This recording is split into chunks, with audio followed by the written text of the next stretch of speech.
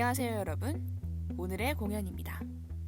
제가 소개해드릴 오늘의 희곡은 바로 세일즈맨의 죽음입니다. 누군가에게는 정말 친숙하고 또 누군가에게는 낯설 수 있는 작품일 텐데요. 이 세일즈맨의 죽음은 연영과 학생들과 입시생들의 필독도서이자 문학적으로도 높이 평가받는 작품입니다. 이 작품은 작가 아서 밀러의 작품으로 실제 그의 삼촌의 일화를 바탕으로 만들어졌다고 합니다.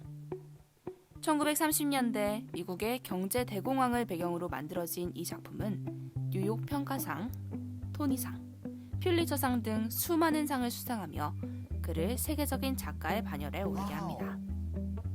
여기서 경제 대공황에 대해서 잠깐 알고 넘어갈게요. 경제 대공황. 굉장히 익숙한 단어이지만 자세하게 알지는 못하시는 분들이 많으실 텐데요. 경제 대공황이란 1929년 미국 금융산업의 중심지인 월가의 주가가 폭락하여 공급은 많으나 수요층이 없어 미국 경제가 바닥을 쳤었던 시대를 뜻해요. 결국 실업자가 늘어날 수밖에 없었고 그중 하나였던 윌리에 대한 이야기를 다룬 것이 바로 이 세일즈맨의 죽음입니다. 초연된 이후 이 작품은 자본주의의 비극을 있는 그대로 투영한 2차 세계대전 이래 최고의 미국 연극이라는 호평을 받게 됩니다. 이 작품의 비극을 통해서 자본주의 속에 살고 있는 우리들의 삶을 되돌아보고 윌리를 통해 집안의 가장이자 아버지로서의 삶을 느껴볼 수 있는 시간이 되었으면 좋겠습니다. 그럼 바로 어떤 내용의 작품인지 알아보러 가볼까요? 윌리 로먼은 와그너 상사에서 36년을 일한 60대의 늙은 세일즈맨입니다. 그는 미국 경제 대공황이 오기 전까지만 해도 잘 나가는 세일즈맨이었어요. 번쩍이는 차, 넓은 집, 좋은 가구, 높은 실적, 그리고 전도 유망한 두 아들, 비프와 해피가 있었죠. 특히 비프는 그의 자랑이자 보물이었고 윌리는 그를 특히 더 아꼈습니다. 비프도 윌리를 잘 따랐고요. 하지만 경제 대공황이 오면서 그의 실적은 바닥을 치기 시작했고 그의 두 아들 또한 그의 기대에 부합하지 못하고 그를 실망시킵니다.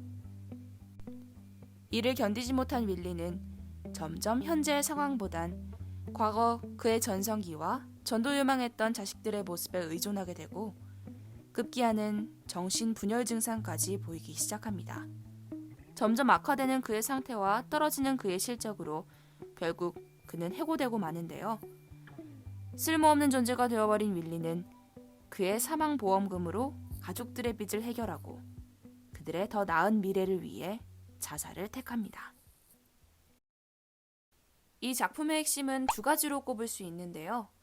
바로 아메리칸 드림과 자본주의 속 소시민의 모습입니다.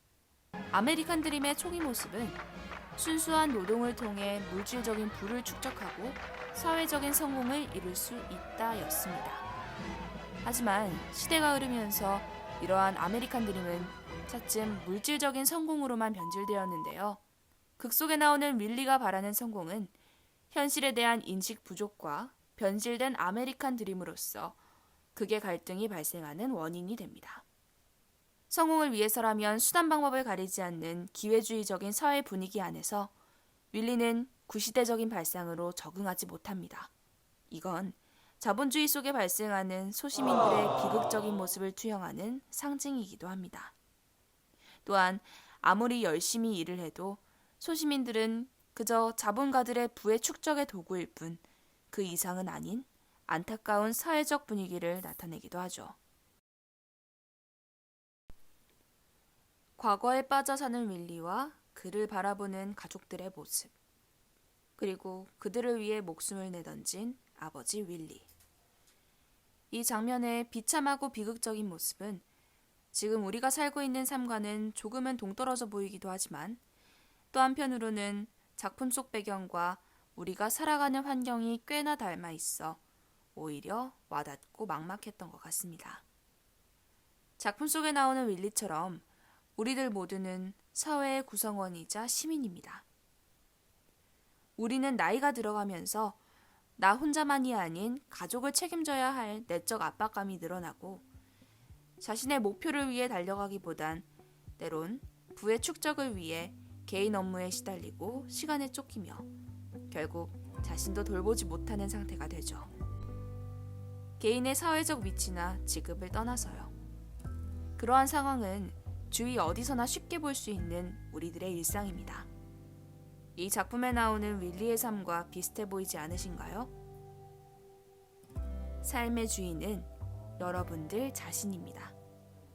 그 어떠한 것도 여러분들의 삶의 주권을 빼앗아갈 권리는 없습니다.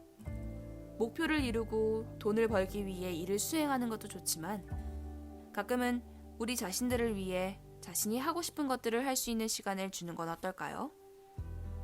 물질적 풍요를 거부하자는 것이 아닙니다. 물질적 가치보다 중요한 것은 자신 스스로가 아닐까 하는 이 당연한 이야기를 다시 한번 생각해보자는 말입니다. 그것이 이 작품이 우리에게 주고자 하는 질문이자 메시지인 것 같습니다. 다들 일은 열심히 하시고 그 보답으로 온전히 나를 위한 휴식을 제공하는 건 어떨까요?